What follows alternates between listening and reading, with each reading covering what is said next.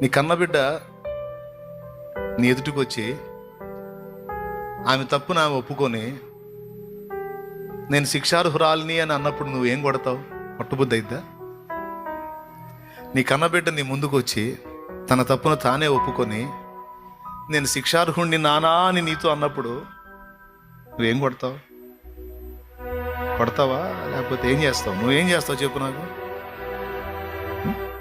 దగ్గరే తీసుకుంటా, బాధపడకరా, పోనీ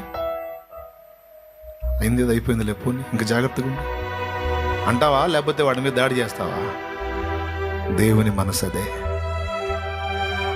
దేవుని మనసు అదే. తండ్రి, నువ్వు నన్ను ఆశీర్వదించట్లేదు, నన్ను ఎలా ఉంచావు అలా ఉంచావు అని అనటం కాదు, కానీ నాకు ఇదే కరెక్టు.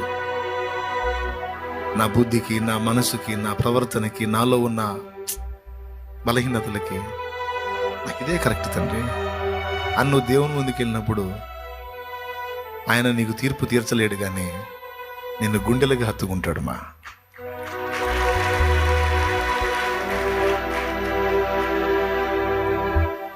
తనని తాను కవర్ చేసుకోవడానికి ఎదుటి వాళ్ళని విమర్శించే వాళ్ళని చూశాను. నా కుమారి, నువ్వు అట్టిదానివి కాదు.